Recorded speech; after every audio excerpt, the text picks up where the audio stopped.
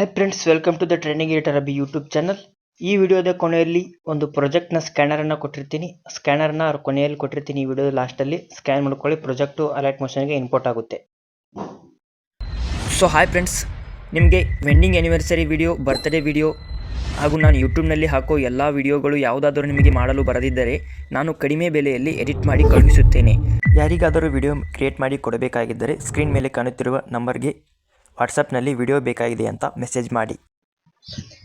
So hi friends, welcome to the trending editor Abhi YouTube channel. Free ವಿಡಿಯೋದಲ್ಲಿ ನೋಡಿದ್ರಲ್ಲ, ಆ ರೀತಿ ವಿಡಿಯೋನ ಹೇಗೆ ಕ್ರಿಯೇಟ್ ಮಾಡಬೇಕು ಅಂತ ಈ ವಿಡಿಯೋದಲ್ಲಿ ತಿಳಿಸ್ಕೊಡ್ತೀನಿ.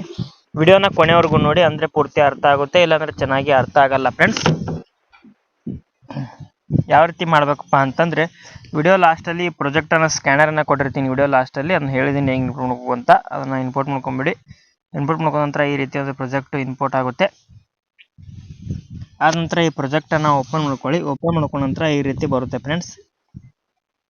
ಈ ರೀತಿ ಇದ್ದಾಗ ನೀವೇನು ಮಾಡಬೇಕಪ್ಪ ಅಂತಂದರೆ, ಈ ಫೋಟೋ ಮೇಲೆ ಕ್ಲಿಕ್ ಮಾಡಿ. ಇಲ್ಲಿ ನೋಡಿ ಎಫೆಕ್ಟ್ಸ್ ಅಂತ ಇದೆ, ಈ ಎಫೆಕ್ಟ್ಸ್ ಮೇಲೆ ಕ್ಲಿಕ್ ಮಾಡಬೇಕು.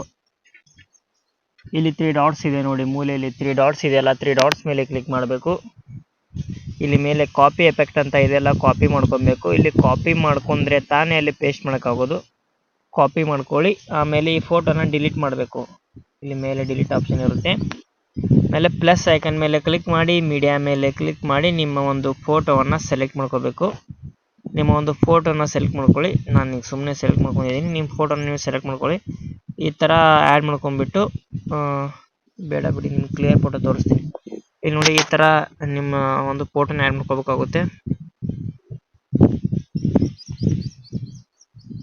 ಇಲ್ಲಿ ನಿಮ್ಮ ಫೋಟೋವನ್ನು ಆ್ಯಡ್ ಮಾಡ್ಕೋಬೇಕು ಫ್ರೆಂಡ್ಸ್.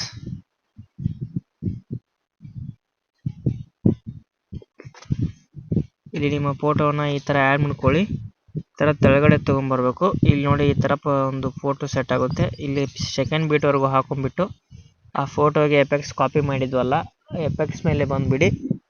ಇಲ್ಲಿ ಎಫೆಕ್ಟ್ಸ್ ಮೇಲೆ ಬರಬೇಕು, 3 ಡಾಟ್ಸ್ ಮೇಲೆ ಬರಬೇಕು, ಪೇಸ್ಟ್ ಎಫೆಕ್ಟ್ಸ್ ಅಂತ ಕೊಡಬೇಕು. ಕೊಟ್ಟ ನಂತರ ಈ ರೀತಿ ಪ್ರಾಜೆಕ್ಟು ಇದನ್ನ ಆಗುತ್ತೆ.